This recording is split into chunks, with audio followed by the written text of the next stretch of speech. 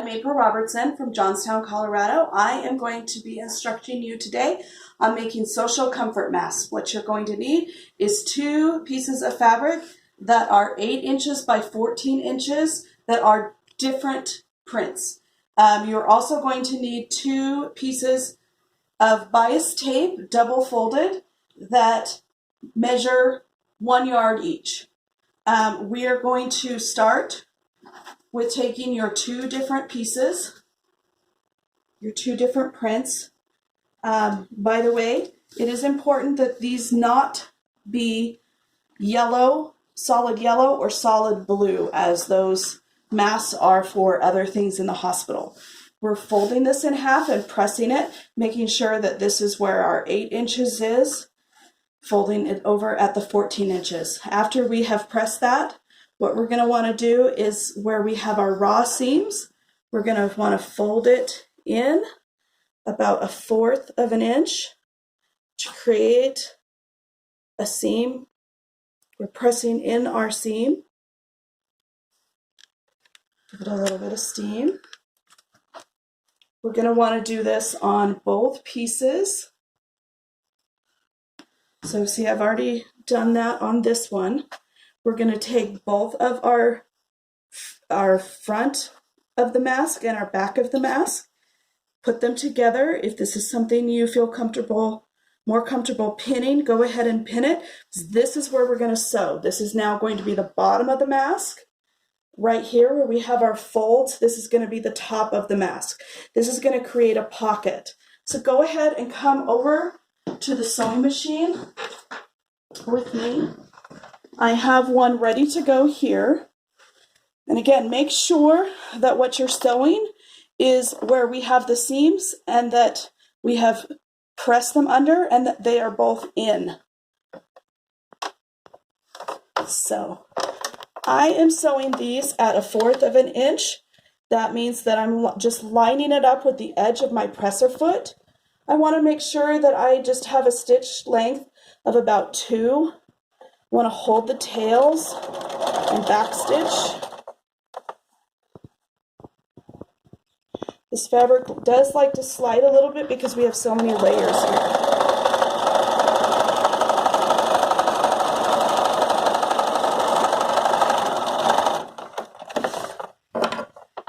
Okay.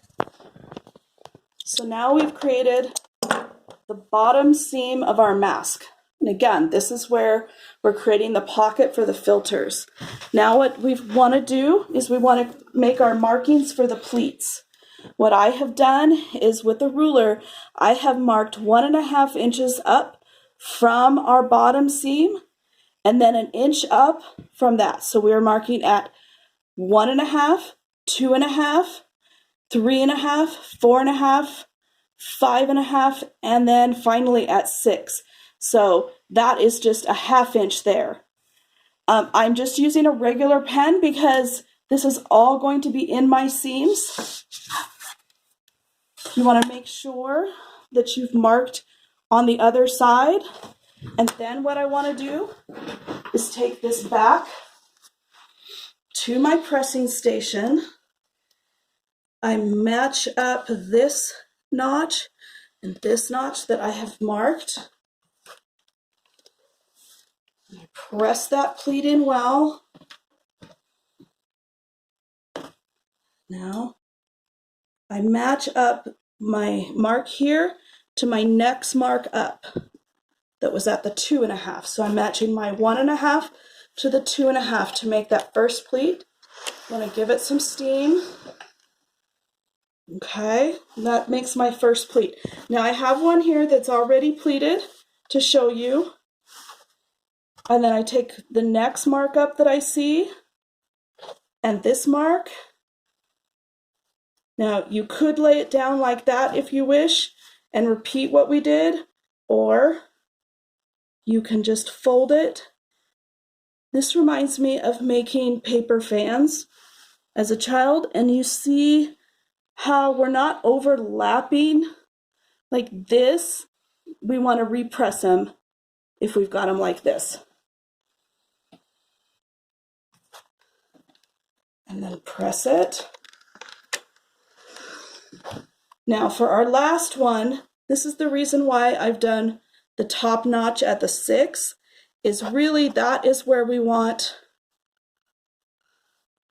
we're not quite matching this to this. This more goes in the center of the fold, and then we're bringing that up to there. If you want to add a notch here, a mark there, you are more than welcome to. What we want to do is have this measure at 3.5, and I've already marked and seen that this one measures at 3.5. And so if you want to have a guide over here, either a ruler or one that is finished, to make sure that when you have pressed everything, that each side measures at 3.5, that is a great idea. You want to make sure that your sides are even on both sides. So we've got 2 masks here now that are pressed and ready to have a basting stitch done. To do a basting stitch, all we have to do is increase our stitch length. And again, we just want to make sure that we are holding our pleats in place as we go over each of the pleats. Now see that as I went that direction across the pleats, it was very easy to do. If I come over and try to go this way, I'm fighting against the pleats, and what often happens is they will open up and I will get a longer stretch. So what I like to do is actually come on this side and just match up this side of the presser foot, still holding my tails so that my threads don't get caught back up in, and just do a basting stitch on that side. Now, this is a good place to double check to make sure. Do we have any loose seams here? Then that means that we sewed it upside down, but we don't. We have a fold here. We've created a nice pocket. This seam is finished off. We want to make sure we've caught everything. We have it basted so you can see our mask, and all we need to do is finish off these seams and add some ties. The reason why we're doing ties is to make them adjustable for every head size. Everybody has a slightly different head size. So as you can see, I've already attached one of my bias tape strips here. So I'm going to show you how to attach the other side. What I'm going to do is I'm going to measure my halfway point, just folding it in half, and I take a pin to just mark my halfway. You could do a little bit of chalk, but something like this, you want to make sure it's a temporary. We also want to make sure that we're using the top side. See how it's folded just a little bit longer on the other side? This will help you in being able to catch your stitches. So what I mean by that, I'll show you as we sew. I don't want to put my halfway mark halfway on my mask. I actually want to put it up here on this fold, because as we're tying the mask, we need more tie around the top of the head. And if you put one of these masks on, you'll see what I mean by that. So I take out my pin at this point, and I want to make sure that I am pushing all of my mask into that fold. And just pin it here without stabbing yourself, please. And I want to make sure that my stitch length is back down, not to the basting stitch, but to a sewing stitch length. Then what I like to do, if I clip this down like that, and then fold it down and then fold it in, I create a nice edge to start my tie.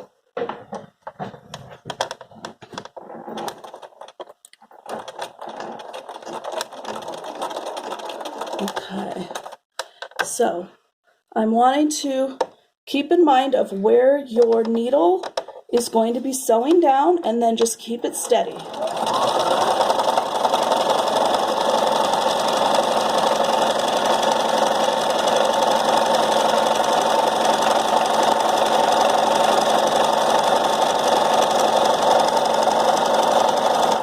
Okay, I'm going to put, so my needle is down here for a second.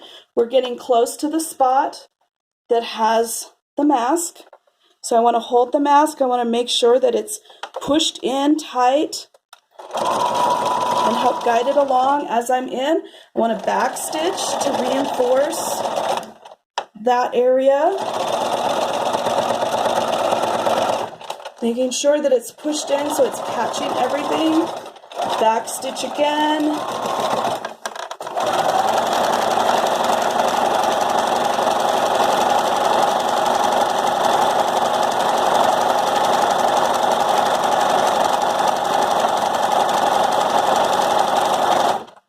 Okay.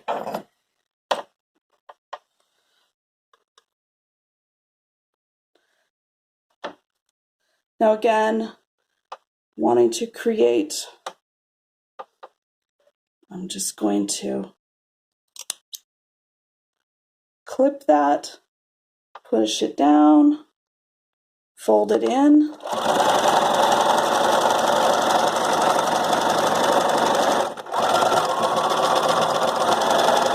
Make sure you're back stitching again, lift your needle up. Now we inspect, especially the back side. We want to make sure that we really caught everything. If we find that we have not, we need to go over it again. With every project, and cut our threads. With every project, with every mask, just think about if this was my healthcare worker wearing one of my masks. I want to present. See how on this side when I sewed, I was a little bit close, so I went over it again just to make sure. I want to make sure that each thing I am giving my absolute best with each item that I turn in. I want to show you a couple of other ways that we can do it here. At first, I was using the bias tape to finish off the edge, which was a great idea, except that I was using up more bias tape. If you have smaller pieces that cannot be used for the ties, this is great. You could also use fabric. It's just easier to find where the bottom is as opposed to the top.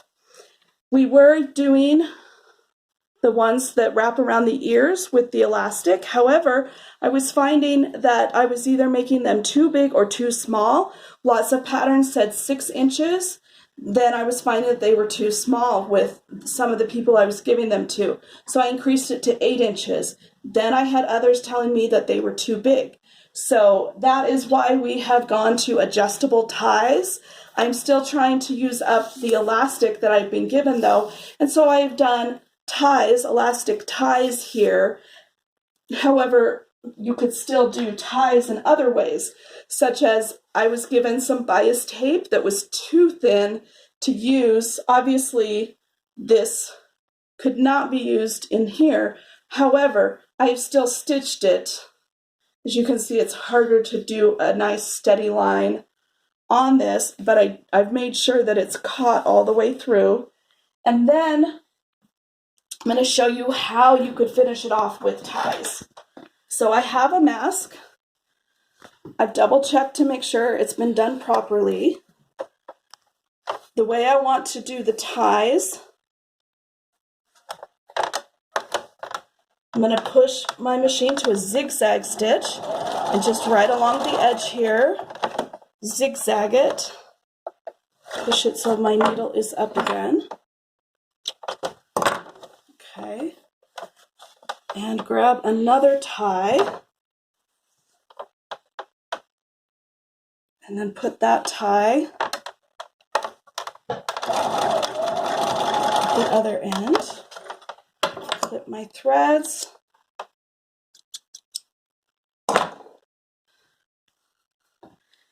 You could put the binding on either direction, on either side. Personally, I just like to have it on this side. I have cut a strip of fabric. I like to cut mine at 2 5/8 just because we've got lots of layers here. We're going to be folding it over and we need to have lots of room. This is best if it's cut on the bias. We have pressed it in half. I'm folding it over here about 1/2 inch. And then I am grabbing my fabric scissors, cutting it at about 1/2 inch, holding off my excess for the other side, folding it over again about 1/2 inch so that it looks like this. Okay. Making sure my ties are out of the way. I then sew it down. Make sure I'm on a straight stitch and not a zigzag because that was our last stitch.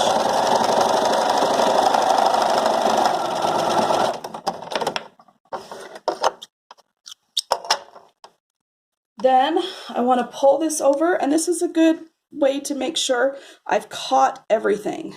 Sometimes I just have loose pieces of thread, but we have caught everything. Again, it's important to have these sturdy for our workers. I fold these down, just like a triangle there, and then I fold this down, making sure that it is past covering up the stitch that I did. And then I am back to this side. We're going to stitch in the ditch. If you're not sure what that is, just watch here. I'm going to stitch right in between here. I always want to hold my tails before I start sewing. And I'm sewing right in between, right in that seam. The advantage of that is that you don't really see where I sewed. That's what stitch in the ditch means. And again, I'm double checking. I have caught everything there. If I was off a little bit, I would just sew over it, and it would be fine if we sewed on a little bit. That then creates a tie. And again, the reason for the 2 different fabrics, this helps our healthcare workers remember what side they were wearing their mask to their face and what side was to the world. Whether it's through ties like this or ties like this, the important thing is to have a pocket this way. If they have access to a filter, they can use the filter. Hopefully they do. I appreciate your time. I hope that this tutorial helped you in making the masks, and hope that we can get these out as quick as possible to our hospitals. Thank you.